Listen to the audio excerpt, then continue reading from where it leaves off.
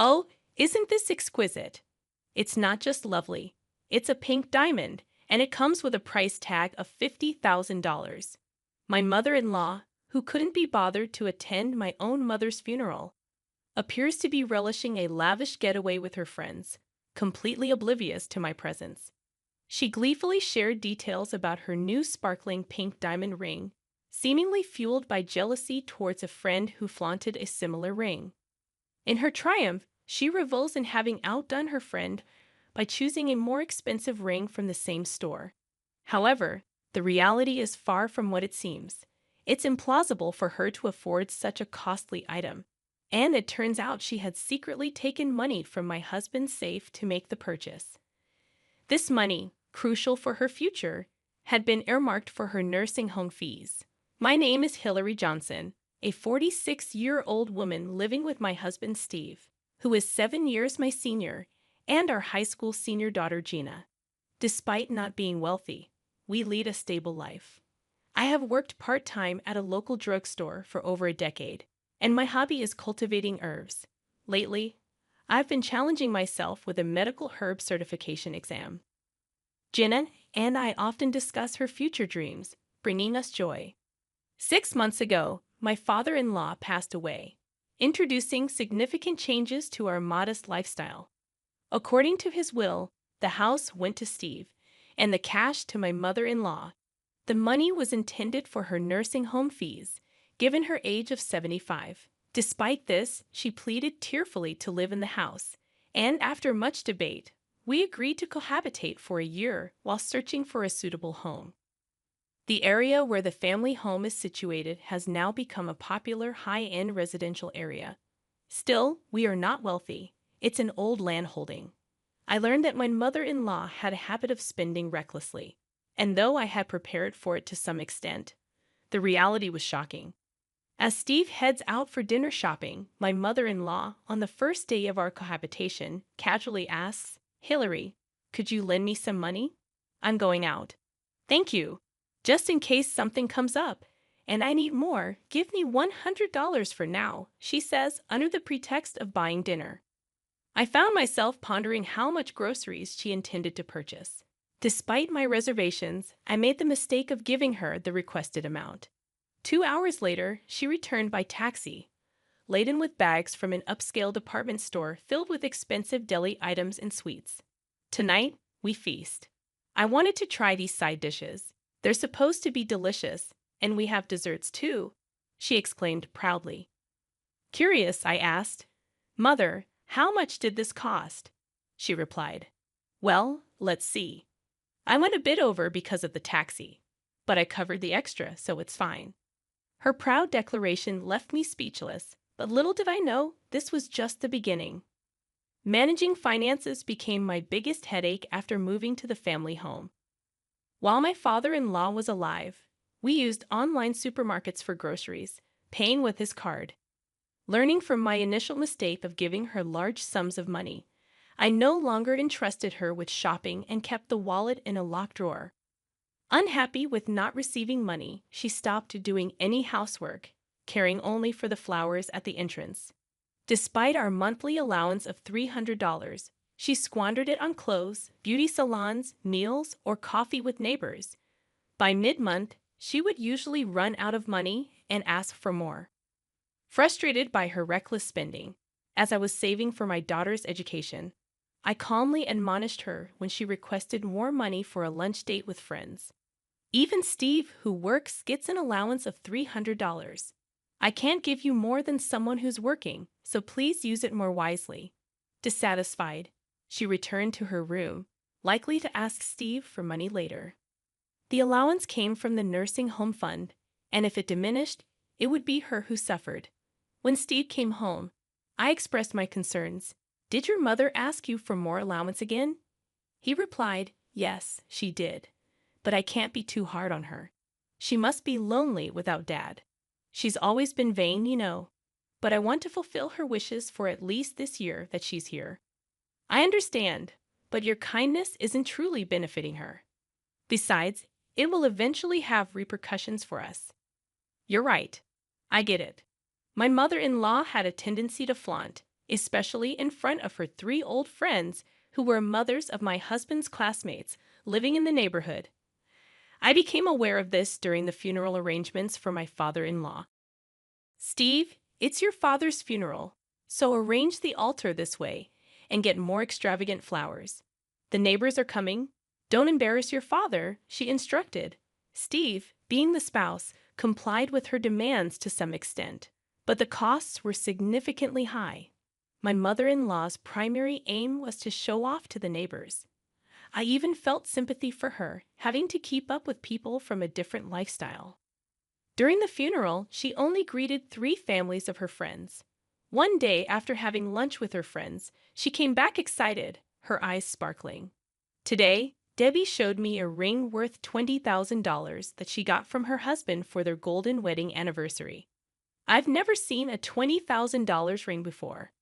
That's a wonderful gift. You don't have such wealthy friends, do you, Hillary? You'll probably never see anything like that in your life, she remarked with superiority and sarcasm, using her friends to boast. Hillary, you're so plain. Why don't you put on some makeup? Have you ever been to an upscale lunch? It was all about one-upping me. I tried to ignore her words, but she seemed increasingly hostile towards me, especially after I refused to give her more money. After settling my father-in-law's affairs and starting to look for a nursing home, my mother's health took a turn for the worse. When my sister and I rushed to the hospital, the doctor informed us that she had about 3 months to live due to advanced cancer. She was in a fragile state and could deteriorate at any time. My mother had occasionally mentioned feeling unwell before, but being a person of great endurance, it wasn't easy for her to show any signs of weakness. I regretted not paying more attention to her. I asked my sister to stay with her while I went to fetch some clothes and valuables from her apartment. As I packed a large bag in her room, I found some cash, likely her living expenses for the month, in a drawer.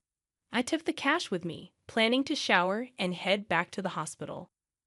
I left the bag in Steve's upstairs room and, after getting ready, noticed the zipper slightly open. A sense of unease washed over me as I checked the bag and found the cash missing. Suppressing my rising anger, I went downstairs to my mother-in-law's room. "Mother, may I ask you something?" I inquired as she prepared to leave. Turning around, she asked, "How's your mother doing? I have plans with my friends right now." I confronted her. "The money that was in the bag in our room, you have it, don't you? That money belongs to my mother. Please return it." "I don't know what you're talking about. I never go upstairs." "Are you accusing me of stealing?" she retorted, rushing past me and heading for the door. "I'm going out for a fancy Chinese dinner with my friends tonight, so I don't need your poor excuse for a meal. Give my regards to your mother." With a smirk on her face, she left the house, leaving me in shock. Just then, Jenna came home and asked, "Mom, are you okay?" "Your grandmother's money. My mother-in-law took it." Unable to confront her without evidence, tears naturally started to fall from my eyes. Jenna gently stroked my back to calm me down. "That's terrible. It must have been her. I've seen her coming down from upstairs before. To think she would stoop to taking your grandmother's money. I can't forgive her. But how's Grandma? If you're going to the hospital, I'll come with you. Let's think of a way to get back at her." As we walked, Jenna's words encouraged me, lightening my heart a bit. Despite feeling sorry for my father-in-law, I decided to protect my family in my own way. A few days later, my mother's condition suddenly worsened, and she passed away. In her final days, she was mostly in a daze, occasionally lucid. I expressed my gratitude to her repeatedly for raising me, for her love, for Gina's future dreams, for the plans with Steve, and for our old age. She didn't speak, but her eyes smiled gently and sometimes nodded. While talking to her, I remembered a visit to my father-in-law before his death. He had thought about divorcing my mother-in-law, but didn't want to trouble his son and his wife. He asked me to sell the house and put my mother-in-law in a nursing home after his death. That's when he told me about her spending habits. Her attitude changed when Steve started kindergarten, living in a wealthy area, feeling pressure to keep up with rich neighbors. She deluded herself into thinking she was wealthy too, possibly fueled by Steve's success in a famous company. I regretted not putting her in a nursing home sooner. It could have prevented the theft of my mother's money. Steve and Gina arrived in time for my mother's final moments, but only my sister and her husband were there at the end. When we returned home to prepare for the funeral, my mother-in-law was out. I decided to show her the last bit of kindness. We held a small funeral for my mother without her presence. I tried calling her, but she was out and never answered. When I returned home after the funeral, everything was quiet as if she had stayed out overnight. Then, my mother-in-law returned in a good mood. "My condolences for your loss. It must have been hard," she greeted me. I noticed a shiny new jewel in her hand that I had never seen before. "Oh, this look, isn't it beautiful?" "A pink diamond. It cost $50,000. How did you get that, Mother?" I asked. She replied, "I bought it, of course. Debbie introduced me to the store. It's a reservation-only place in New York City, so I went for an overnight stay with my friends. The hotel we stayed at, and the meals were wonderful." To my astonishment, my mother-in-law indulged in luxuries during my mother's funeral, enjoying an overnight trip to New York with friends. I was left speechless with disbelief. I bought something even more expensive than what Debbie showed me. "Feels good, Mother," my mother-in-law declared. I couldn't comprehend how she obtained such an expensive item. "You don't have that kind of money. How did you get it?" I questioned. Nonchalantly, she replied, "Oh, I found it in Steve's room safe. My passbook was in there with exactly $50,000. Since it's in my passbook, it's my money, right?" I felt frozen and disappointed by her actions during my mother's funeral, although, in all honesty, her behavior was somewhat expected. It was confirmed that she had entered our room upstairs. The passbook was in the safe of the study room that Steve now uses. The safe was an old dial type, and Steve, finding it tedious to turn the dial, left it unlocked, thinking the study was locked anyway. On the day my mother passed away, I intentionally left the study unlocked, suspecting that she might take the opportunity to enter our room and take the passbook from the safe. That $50,000 is from my father's inheritance. Do you understand what that means?" I asked her. Unperturbed, she replied, "I know it's my money left by your father. So what's wrong with using it?" I began to feel pity for my mother-in-law. "Sure, it's your money and you're free to use it. But that was meant for your old age. We'll be moving out, so please manage on your own from now on." At first, my mother-in-law looked confused, but she slowly turned pale as she understood my words. "Wait, isn't there a separate fund for the nursing home? It's more than this amount, right?" she inquired. I explained, yes, there was more, but it decreased due to the inflated funeral costs of my father-in-law and your monthly requests for more allowance from Steve. Feeling the need to illustrate the alternatives, I handed her brochures of lovely nursing homes I had collected over several months. She looked at them speechless and shaking. At that moment, Steve and Gina came down from upstairs. I had reported to them after opening the study, so they had come to check.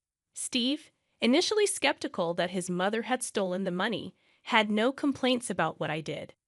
While I would have properly arranged for my mother-in-law's nursing home if nothing had happened, her intrusion into our room and the theft of the money prompted me to protect my family.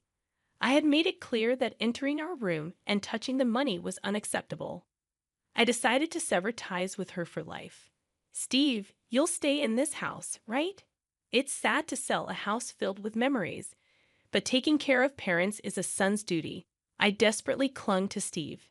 Checking the safe, I realized she had taken more than the passbook, the cash I withdrew for the car inspection too. "That's too much. I trusted you, Steve," I said, shocked by her actions. Struggling to speak, Steve admitted, "Oh, I have it. Just borrowed a bit. It was $11,000. But that wasn't all." "What about Hillary's mother's money?" I demanded. Panicking, she replied, "Oh, I'll return that too." "Then it's fine, right, Hillary? You'll forgive me now, won't you?" She hastily handed me the money, possibly pretending about the $50,000 ring. Until the end, there were no words of apology about my mother's money. I'm sorry, but I can't live with you anymore. I'll protect my own family from now on, I declared. She broke down crying, clinging to Steve till the end. However, Steve's grief-stricken anger was intense, and he acted quickly. He sold her belongings to create a lump sum and found a nursing home affordable on her pension. The chosen home, though, was far from the family home. I probably won't see her again in my lifetime. Steve occasionally gets calls from the home, and she seems calmer now, possibly settling into her new environment. I regretted not placing her in a home earlier. Perhaps if we hadn't lived in that house, her life might have been happier. A part of me felt a little sympathy for her. After she left, we moved, waiting for Jenna's graduation. Jenna got into her desired university and started living on her own. The family home, being in a popular area, quickly found a buyer. Steve is now applying for a transfer to a branch near the sea. We plan to spend a few years until retirement there, searching for our final home. We hope to continue living peacefully and harmoniously as a family.